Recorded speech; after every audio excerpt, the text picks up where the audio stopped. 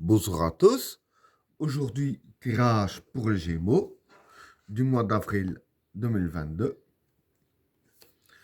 Qu'est-ce que réserve le mois d'avril 2022 pour les personnes qui sont nées sous le signe du Gémeaux?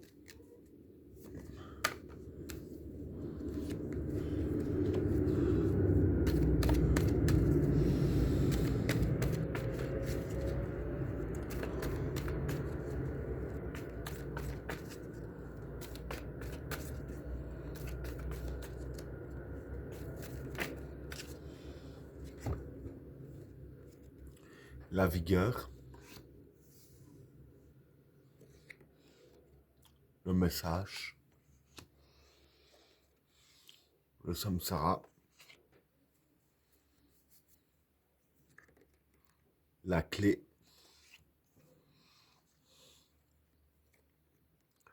la tentation, le juge,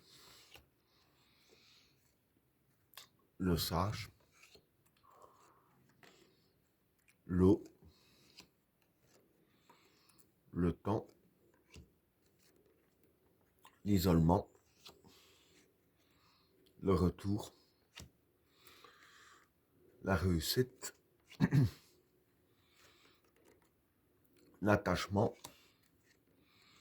la destruction et l'amour. Bon, pour les trois premières cartes, la vigueur, le message et le samsara. Bon, pour ces trois cartes-là, la vigueur, c'est la confiance. Le message ici, c'est une information. Et le samsara, c'est tout ce qui est chance. Le samsara, ça représente la chance. Donc voilà, pour ces trois cartes-là, en fait, ce que je peux dire, c'est que dans le mois d'avril, vous allez recevoir une information ici avec la carte de message. Et cette information-là en question va vous provoquer la chance. Et ici, avec la carte de la vigueur, voilà, en gros, les cartes disent bien qu'il faut avoir confiance en cette information. C'est une information crédible et qui n'est pas faussée et qui va vous amener de la chance. Donc voilà pour le premier état. Pour le deuxième tas, la clé, la tentation et le juge. Bon, pour ces trois cartes-là, la clé, bah, c'est la clé, c'est ce qui déverrouille les situations. La tentation, c'est la facilité et le juge, c'est les décisions à prendre. Donc voilà. Je veux dire que, en gros, pour vous, vis-à-vis de ces trois cartes-là, c'est que vous allez, je vais dire ainsi, avoir facile à prendre des décisions ici. Donc voilà. Et avec la carte de la clé, quand je dis facile à prendre des décisions, je dirais ainsi que, en fait, ce qui se passe, ce qui se passera au mois d'avril, c'est que par rapport à certaines décisions à prendre, je veux dire que dans la facilité de vos décisions, vous allez débloquer certaines situations ici avec la clé. Donc voilà, je veux dire que certaines décisions que vous prendrez auront une énorme conséquence positive, j'entends bien, sur des situations à débloquer et que vous aurez facile justement à débloquer la situation, puisque, je vais dire ainsi, vous allez avoir facile à prendre les bonnes décisions parce que voilà, vous allez voir les choses telles qu'elles sont et vous allez pouvoir vraiment bien déceler très facilement ce qui est bon à prendre et bon à laisser. Donc voilà pour le deuxième tas. Pour le troisième tas, le sage, l'eau et le temps. Bon, pour ces trois cartes-là, le sage ici, c'est la réflexion. L'eau, c'est la fécondité des projets.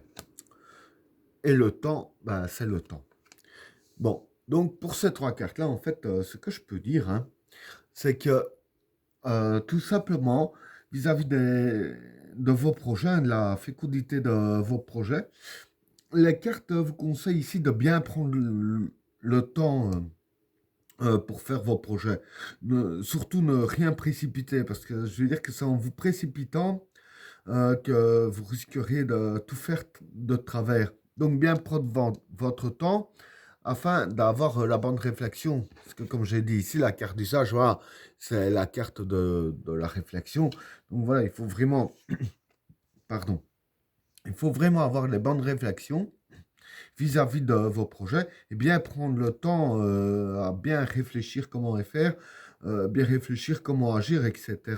Donc voilà, il faut vraiment bien réfléchir pour vos projets et faire tout sans faire un pas de travers, hein, et bien prendre votre temps et avoir les bonnes réflexions vis-à-vis de ça, hein.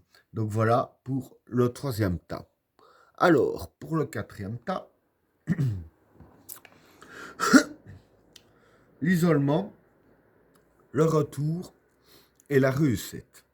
Bon, pour ces trois cartes-là, l'isolement, ça représente vous tout seul, hein, sans personne d'autre. Le retour, c'est quelque chose du passé. Et la réussite, ben, c'est la réussite. Donc voilà. Ce que je peux dire pour ces trois cartes-là, hein, en fait, ce qui va se passer pour vous, hein, c'est qu'il y a quelque chose du passé qui va refaire surface, hein. Et ce quelque chose du passé-là en question va provoquer votre réussite dans un domaine. Maintenant, c'est peut-être dans ces projets-là, bien sûr qu'il faut prendre votre temps, mais c'est peut-être les informations aussi qui vont vous donner la chance.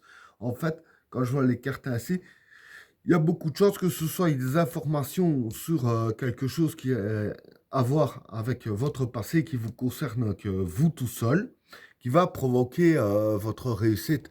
Donc je dirais ainsi, je partirais plus sur quelque chose que c'est un peu une pièce du puzzle qui manque par rapport à votre réussite et que vous allez avoir, hein.